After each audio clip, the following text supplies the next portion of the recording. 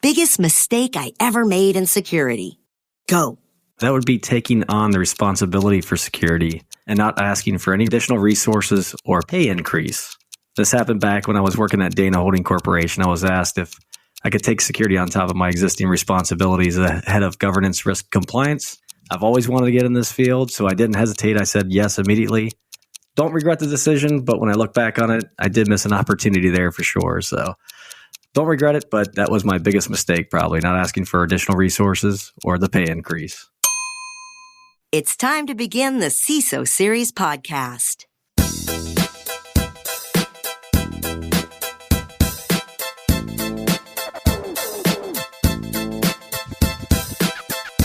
Welcome to the CISO Series podcast. My name is David Spark. I'm the producer of the CISO Series, and my co-host for this very episode, you know him, you love him, you have to. It's required to listen to this show. His name is Andy Ellis. He's the operating partner over at YL Ventures. Andy, say hello to the audience. Good morning, audience, or depending on when you're listening to this, good afternoon, good evening, or good night. There you go. You covered all bases because we are a worldwide program. We do not yet have anybody off the planet currently listening to us. We need to solve that. Let's go talk to some astronauts. Astronauts or some extraterrestrials, either or. Could be. Actually, we might have listeners off planet. We just don't know about you. It's possible. Yes. Send us a message. Send us an email. So maybe I should say good long night in the void. Yeah, send us a what's worse scenario for an extraterrestrial. We would like that. Our sponsor for today's episode is Praetorian. They keep you several steps ahead of attackers. More about Praetorian, and they're a great sponsor. They were early with us. They've come back again. Loved having them back again. Thank you very much, Praetorian. And also, I did not mention this earlier, but we're available at CISOseries.com. That's where you can find all of our wonderful programming. Now, Andy, I am remiss. It is the beginning of 2024. And it's time to plug your book yet again. Excellent. That would be 1% Leadership. Now, Andy, it's weird.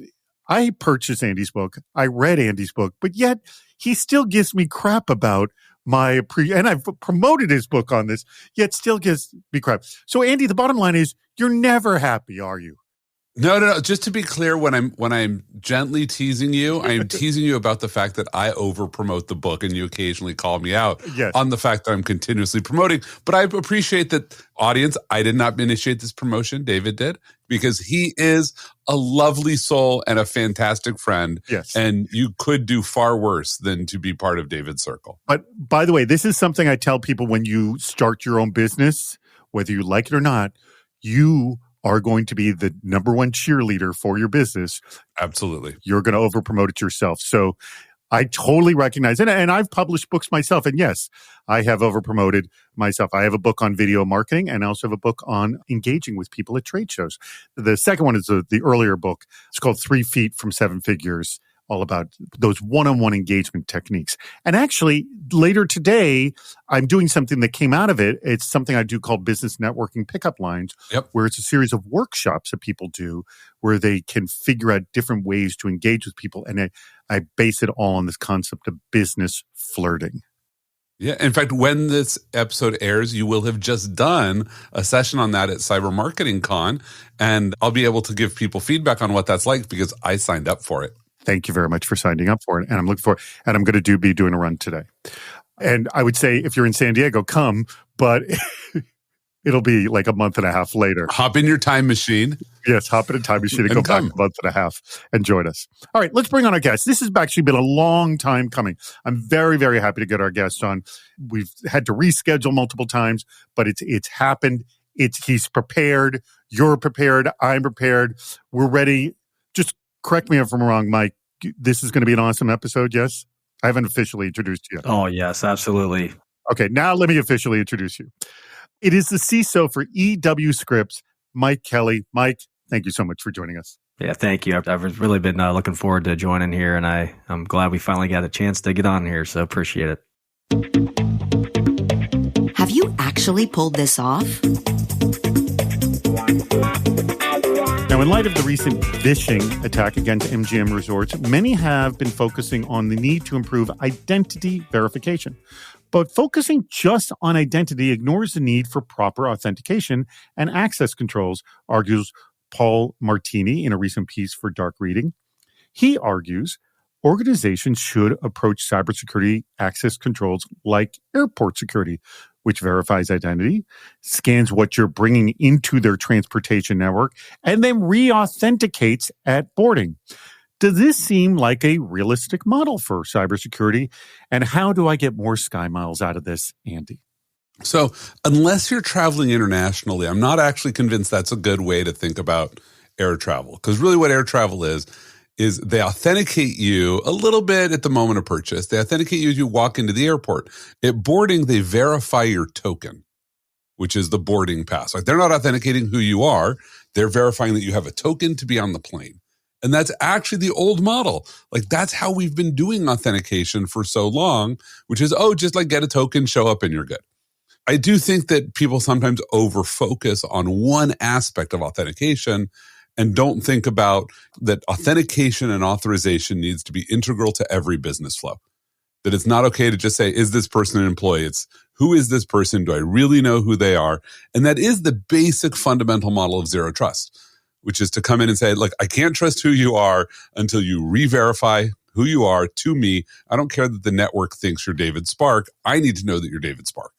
That's a good point. So the model of the airport security isn't going to work for cybersecurity. It's not enough. It's associated with the essentially just the token, because that token could be handed off to anybody, right? Right. The model of airport security is basically what we were doing in the enterprise 20 years ago. If we want to go back 20 years, fine, but that doesn't seem like the right approach. Mike, your take. Yeah, I mean, I get the idea, right? We're looking for a zero trust strategy. Sorry, I can't help you with the sky miles, by the way. With Paul's train of thought, if you were looking at it from a zero trust perspective, like the idea, to Andy's point, the actual issues that dealt with the recent problems with Okta was related to token theft, right? It was taking an existing token, which is exactly the problem that caused all these things downstream. But if you were just looking from a zero trust strategy, I like the idea of zero trust. I think the complications, especially when you're on a 140-year-old organization like we are, is we have legacy environment and we have new environment with the cloud. And that's a big challenge, especially when you start looking at zero trust as in policy enforcement points and you get your policy decision points. Some of these technologies don't speak the same language. So in theory, I know what Paul was shooting for. It is a zero trust strategy. But I think in reality, we have to understand that some of these companies, they're working with legacy tech debt and it just takes longer to get there. We have to pick and choose where we want to take that approach. Yeah, and I think the challenge that most people run into, and we both of us went to zero trust, which is, by the way, what this seems like it's leaning towards. It is, but when you think about business email compromise and phishing attacks, and there's a whole set of attacks that are actually about attacking the command and control perimeter that sits in email and Slack and all of these messaging systems that functionally are awful at communication. Like, here's my question: if you call in to customer support and you have to authenticate who you are, right? At what point do they call you back? If they don't call you back, then they're vulnerable to phishing. End of story, right there. They're going to trust you based on that call. And I literally had this last night. I needed to reset my password for a bank. And I called in, and now they at least did a push authenticate to my phone. Texted me a code that I at least had to give back to them. So I had to demonstrate at least control of something that could get SMS messages sent to my phone. I recognize that doesn't necessarily mean my phone. But so often the challenge is people haven't thought through, like, what do you do? And when you get that email from your CEO that says to do something, or that phone call from your CEO, or that text message from your CEO, and if you don't have a protocol for that, then all the zero trust in the world isn't going to save you. What annoys a security professional? Quote, the days when people take cybersecurity seriously is the day 10% of the population lose jobs. The economy crashes into recession or depression. No one has power for days. Food and other supplies don't get delivered to stores. And it's all traced back to multiple hacks and breaches due to bad cyber posture. Commented an obviously frustrated Redditor and former Marine on the cybersecurity subreddit. Now, not all cybersecurity professionals are like this, but we still have the ones who are eager to throw out the "I told you so" when something bad happens and nobody listened to them when things were calm.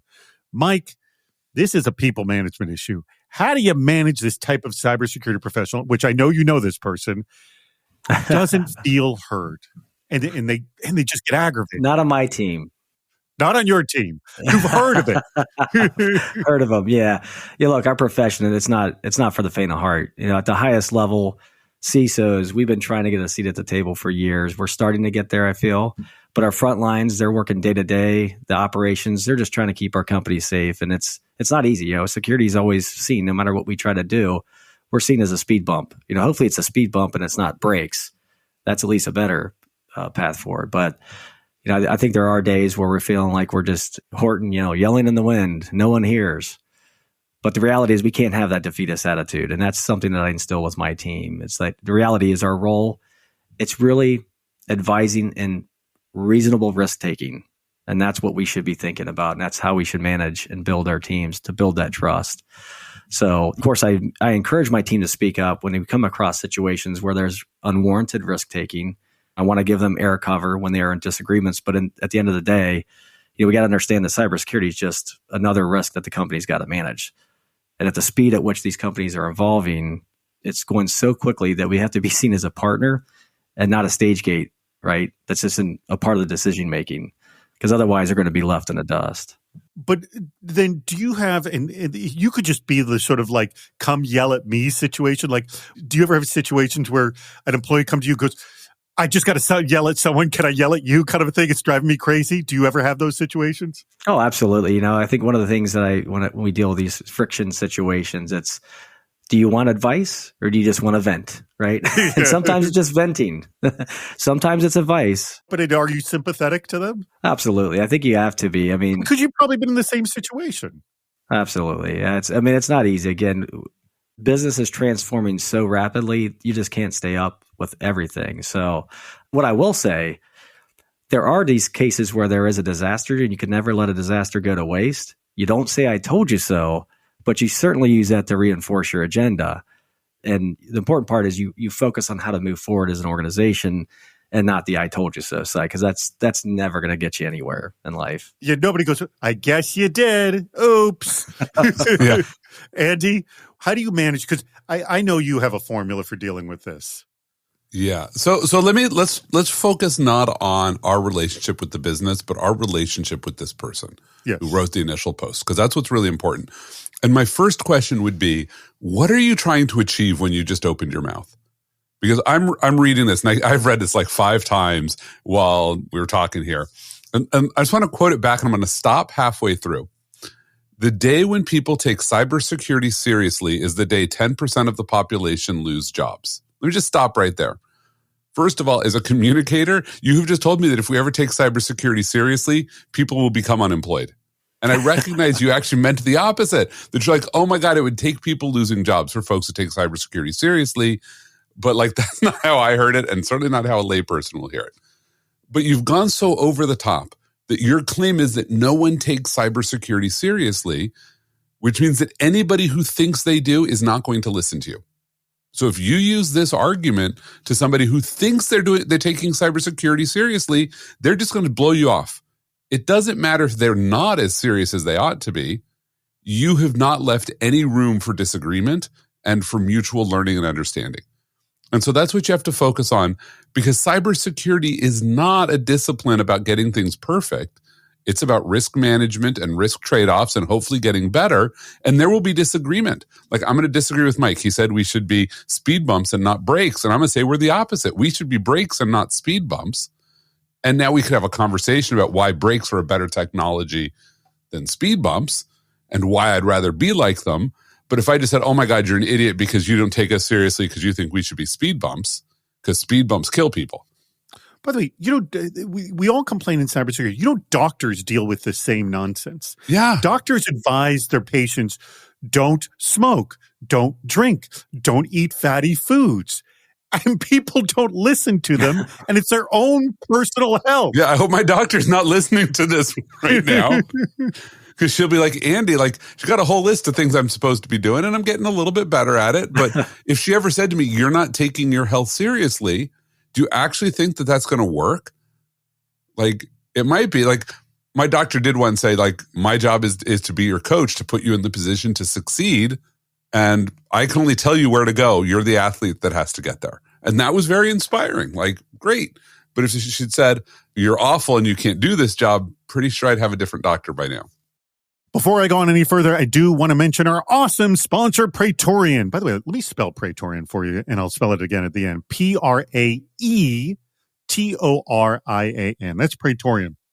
So Praetorian helps security teams go back on the offensive and shift cyber programs from a reactive assume breach mentality to a prevention-first strategy. Praetorian's adversarial experts protect your business from evolving cyber threats by continuously emulating attackers to help you identify and mitigate your material risks before the real attackers have the opportunity to exploit them. Now, with Praetorian as your offensive security partner, you can actually stay several steps ahead of the attackers and avoid the high costs of a breach. We're all aware of that. The best defense is a good offense. Go to their website, Praetorian.com. Again, let me spell it for you. Praetorian.com.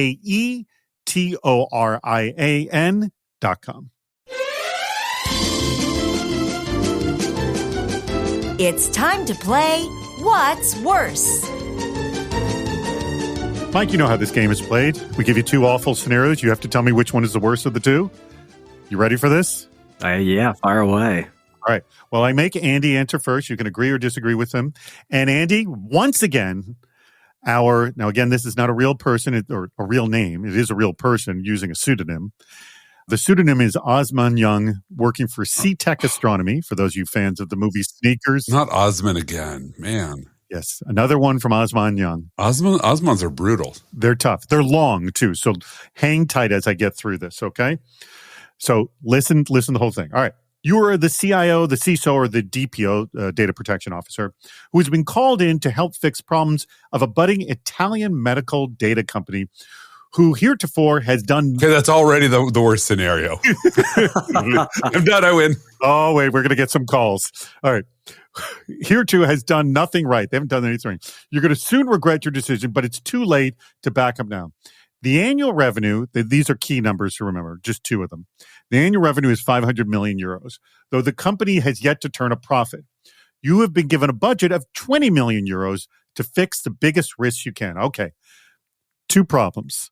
All right. Number one, the data center is in the bottom floor of their headquarters, which is built in a floodplain, has frequent earthquakes, and sits close to an active volcano. I think this is why they put this in Italy.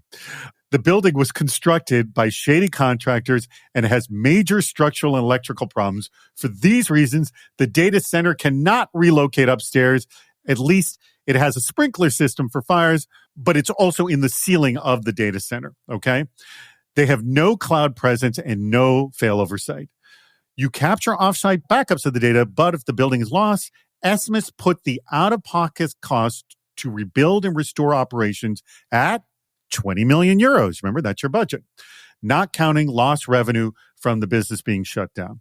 However, it will cost you 20 million euros to relocate the data center offsite and or implement a new business continuity or disaster recovery strategy involving the cloud or a hot site. Okay, that's scenario number one.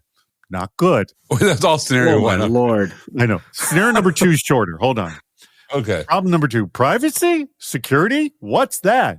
The company has made no attempts to comply with GDPR and houses exabytes of private medical data about Europeans. It will cost at least 20 million euros to greenfield a privacy/security program to clean up the mess. But when you ultimately get breached, the fines will be 4% of your annual revenue, 20 million euros, each time it happens. Okay, which one's worse? Essentially, it's the situation of you got availability or protecting the confidential integrity and meeting your regulatory requirements of the two scenarios. Andy. So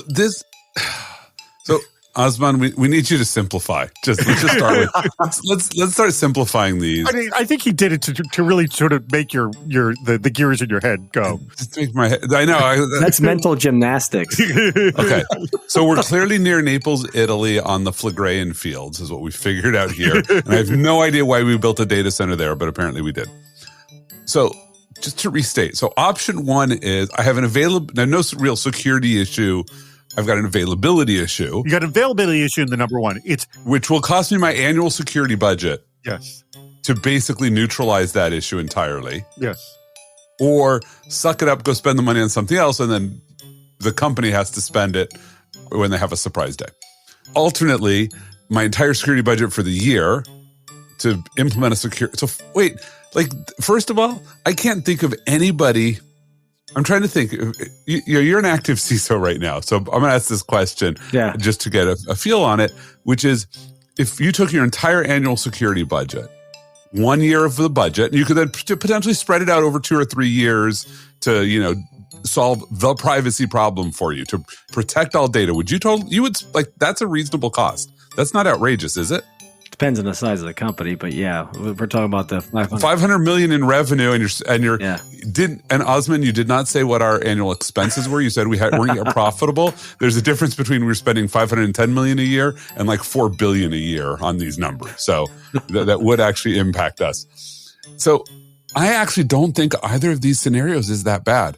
Let me just start from that one. Like, these are actually, I'm okay with either one of these scenarios. I would be happy to have such clear and easy problems. Right. So the thing is, 20 million to fix up the first scenario, 20 million to second. Right. 20 million to fix the availability problem, or 20 million to fix the integrity problem. Right. This should almost be posed as you have both problems, but can only fix one. Which one are you going to go fix? Yeah, exactly. And I'll actually be honest, I would go fix the availability problem first. Mm-hmm. Because that's a business ender. Like, we're done on that if we don't solve this problem. That we get a flood, the company's out of business. Well, it doesn't necessarily. It's going to cost you 20 million euros. They did say the cost of these problems is also 20 million problems. Yeah, but how? Then we have to talk about the frequency. But it didn't say a business ender, though. It's not a business ender, the first one. It's a business. He claimed it's not, but that's a business ender. Like, if you've got all your data in one data center and it's in a floodplain and you're on the first floor, that's like a business ender. That's like CIO 101. So if I'm the CIO and CISO, I'm going to go to my board and I'm going to say, look, here's the order in which I'm solving these problems. First, I'm building us a new data center. We're going to move everything out of here. Yes, it's going to still be in Italy, but we are getting away from Naples, off of the floodplain, nowhere near a volcano. And then next year, we're implementing this. Could be in Palermo. Palermo has Mount Etna. Yeah, I don't know Italian geography really well. It confuses me. I literally had to Google to figure out where the Phlegraean fields were. No, Mount Etna is in Palermo, so it could have been there. Well, it could have been, but the Phlegraean fields have the floodplain right there. That's why I was going with that one. So, and because CNN just had an article on it 4 days ago. That's what came up. It came up when I did my DuckDuckGo.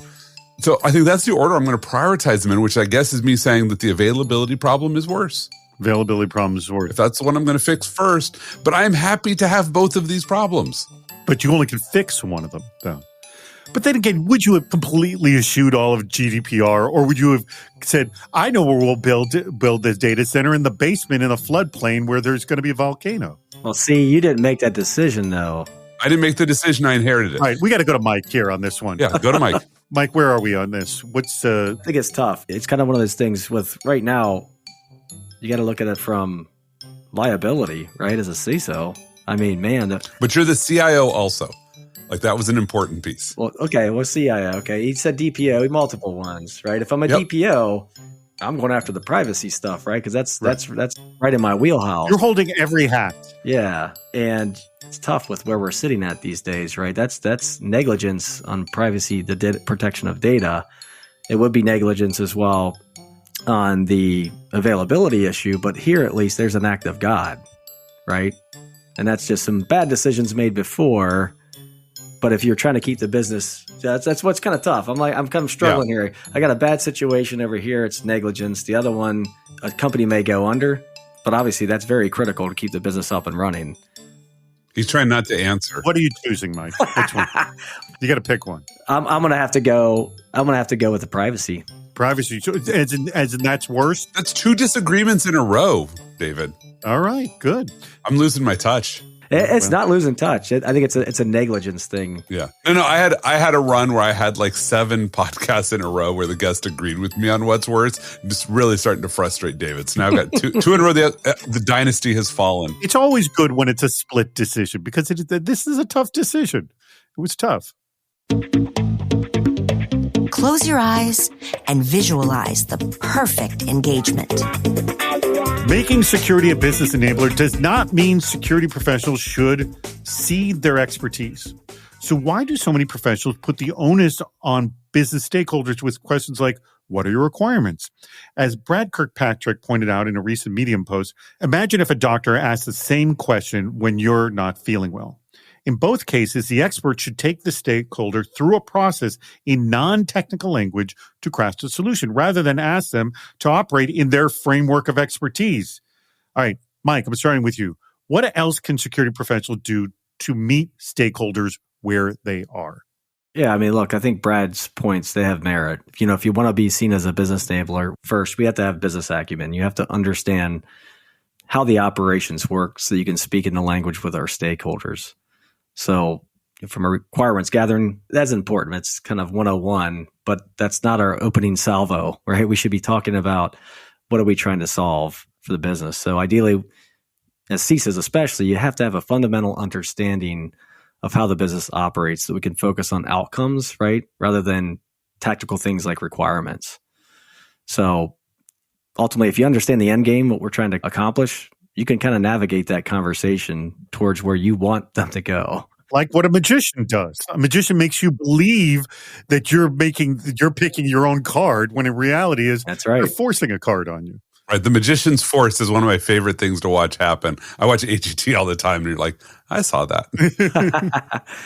So, I mean, just like an example, for me, at least as a CISO, I try to find where I spend my time that's going to drive the most value for the company. So anytime I see opportunities where we are doing something innovative, we're trying to do something strategic, I'm making sure I'm latching onto that. And it's just an example. Recently, we're actually going to be entering a new market for the company, something we haven't done. We're taking advantage of a new technology standard within our industry. It's actually called ATSC 3.0. And if you imagine in the past, you watch TV over the air, it was just television signals, right? You're watching video.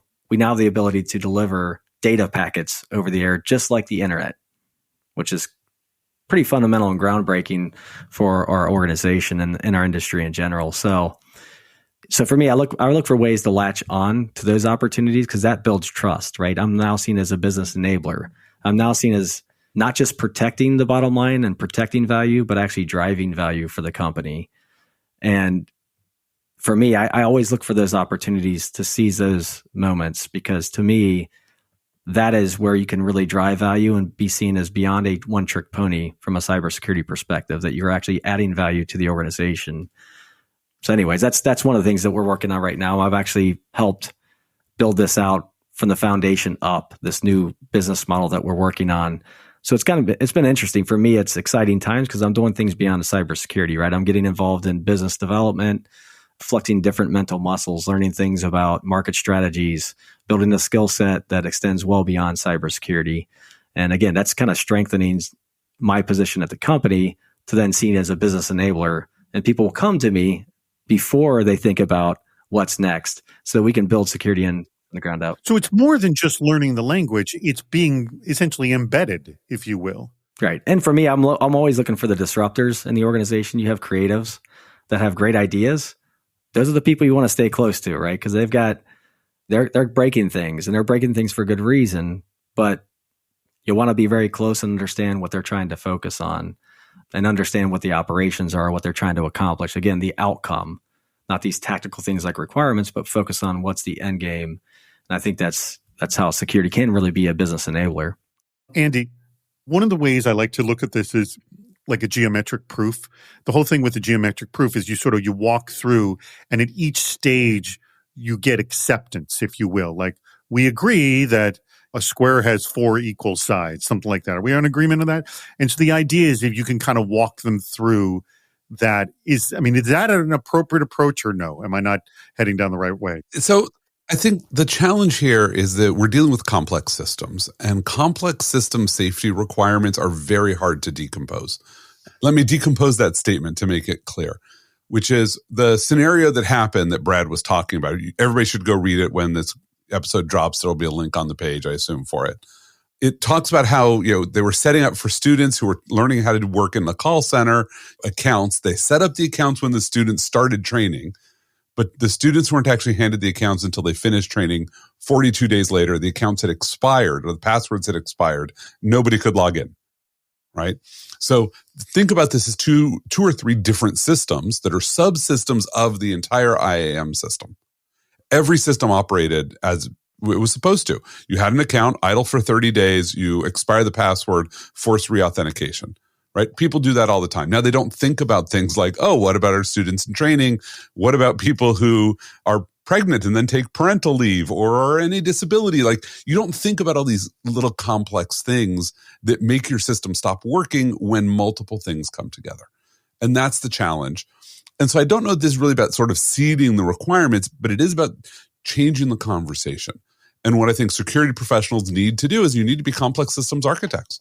You need to understand how the system works. And then the conversation to have with your business partner, what are your requirements, is actually really confrontational language. Like, what are you really trying to do here? They're now primed for an argument.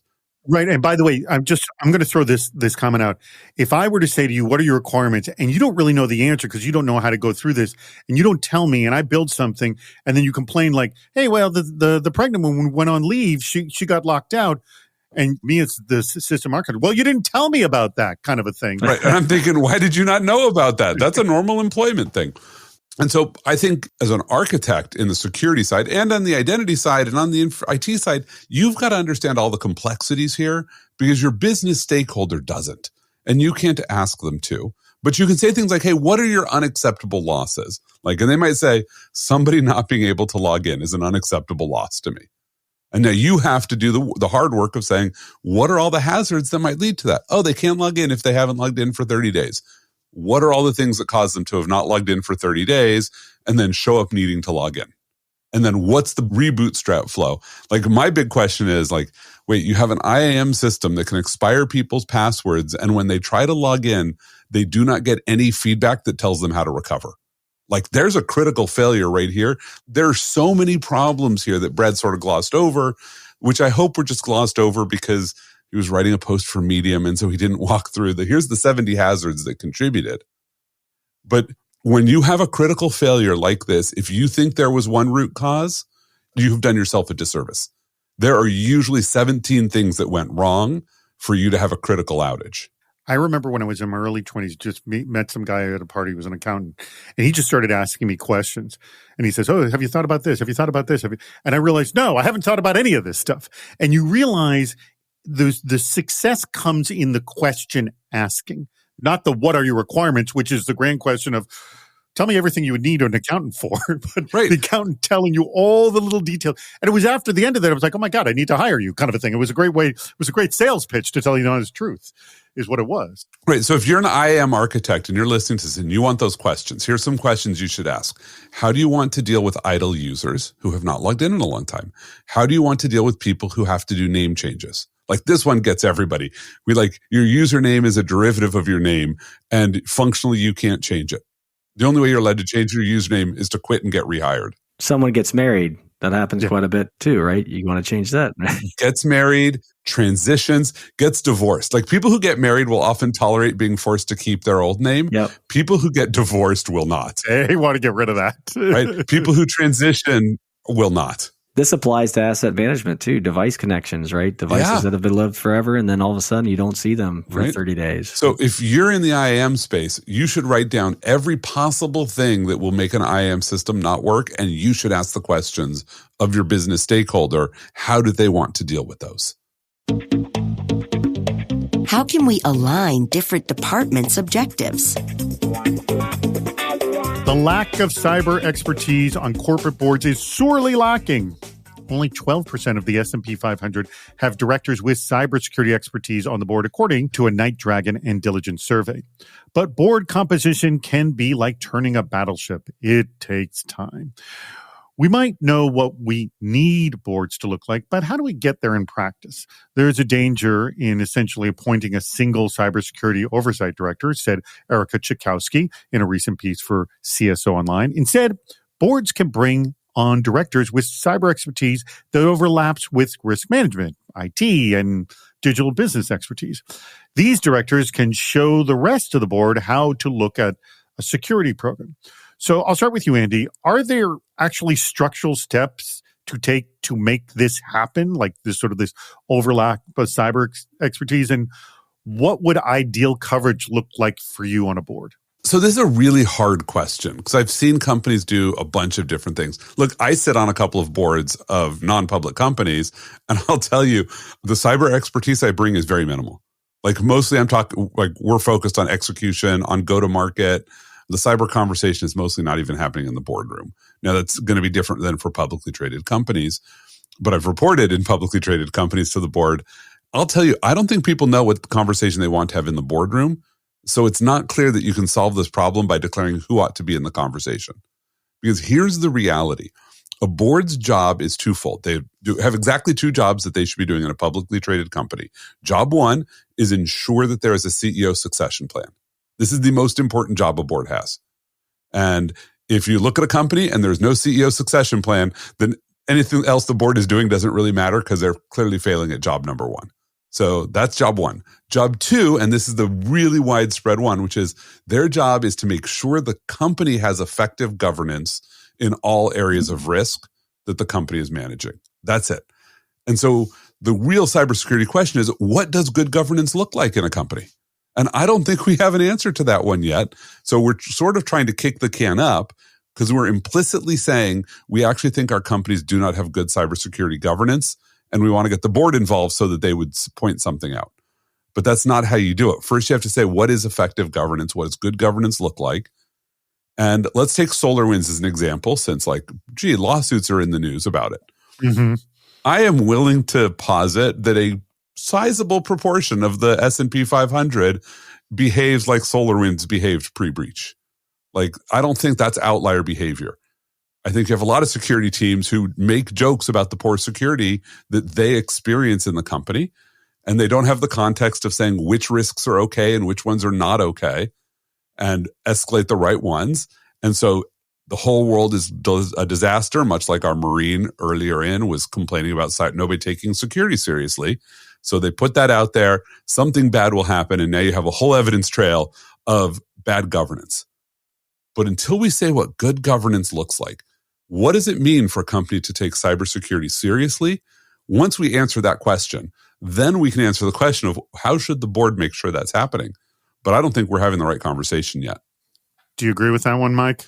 Yeah, I do. I mean, I think if you look at it, SOX was kind of the initial thing that talks about these things, right? It really was. It was awful. Sorry. I am laughing so hard for those of you who can't see me. He's so right. It's so true and so funny at the same time. Yeah, it's true. I mean, right? They need a financial expert on the board, and now they're starting to call for things like that. But I think it is difficult to equate accounting principles to a cybersecurity principles, right? There are generally accepted accounting principles. We need a GASP, a generally accepted security principles. But we all know the reality is that's almost impossible to do when we all look so different, right? From an industry's perspective, from a company perspective, are you in growth? Are you public? Are you private? There's so many different challenges that come along with it. But if I'm thinking from a structural maybe steps to how to make this happen, CISOs, I do think cybersecurity expertise or somebody with cybersecurity expertise over time, we really should have somebody on board, is my opinion, that has that. But they can't be the one-trick pony. That is difficult because that does take up seats on the board composition, and that would be a tough pill to swallow. That's just adding that much more. So I do think it's important we get there, and maybe some of the structural steps between now and then, it's maybe just advisors that come in and advise, educate, and update the board or listen in and provide some advice and feedback. That's probably the closest thing I think from a structural step. Other than that, the SEC pulling out the disclosure of cybersecurity expertise on the board, I think it does inhibit us getting closer to that. And with this recent SolarWinds charge, that's going to be interesting. I got to be honest. It was a bit of a punch to the gut in the CISO community because already them not requiring cyber expertise disclosure on a board now puts CISOs in a crosshair of, like to Andy's point, if you look at the disclosures, they've all been very vague over the years for a reason. You don't want to give the playbook to the attackers. So getting too precise in your disclosure is a danger. And even if we did that, Would a reasonable investor understand exactly what you're saying if you're giving some technical jargon in there? Probably not. No, probably not at all. That's a really, really good point. I mean, maybe there's like a third party that would be grading, which is kind of what the whole security vendor sales community is trying to do. But getting to a point where everyone will agree on that and get it all done, it seems like a tantamount task for that matter. And that's why they're asking for self-reporting, I guess, in this respect. Right. But the challenge is, and I'll try to wrap it up really briefly, which is until the board, the CEO, and the CISO agree on what the conversation should be happening between the CISO and the board, the push to get more CISOs more board exposure is actually throwing CISOs over a cliff. Yep. That is a very good point and a good spot to close. Thank you very much, Andy. Thank you very much, Mike. Mike, I'm going to let you have the very last word in just a moment, but I do want to thank our sponsor, Praetorian. You remember how I spelled that? Let me spell it again for you. Praetorian. Remember, they keep you several steps ahead of your attackers. Check them out and see how they can do exactly that. Mike, any last word? We always like to say, like, if you're hiring, you can make them please call out. Anything else you'd like to say about today's episode or EW Scripts? Yeah. So, no, first of all, thank you so much for having me on here. Really appreciate it. One thing I would like to put a plug out there for is, as I mentioned before, going beyond cybersecurity. I'm actually being a part of this joint venture. I'm helping develop it, and we are open for business. So we have combined with another large broadcaster, and their company is called OTA Wireless, and that's otawireless.com. If you want more information of how you can deliver data at massive scale, come check us out. We're open for business. Awesome. Good job. Well, thank you very much, Mike. Thank you very much, Andy. And thank you to our audience as well. We greatly appreciate your contributions. Send me more What's Worse scenarios, even more creative than what Osman sends me. And we appreciate you listening to the CISO Series podcast. That wraps up another episode. If you haven't subscribed to the podcast, please do. We have lots more shows on our website, CISOseries.com. Please join us on Fridays for our live shows, Super Cyber Friday, our virtual meetup, and Cybersecurity Headlines Week in Review. This show thrives on your input. Go to the Participate menu on our site for plenty of ways to get involved, including recording a question or a comment for the show.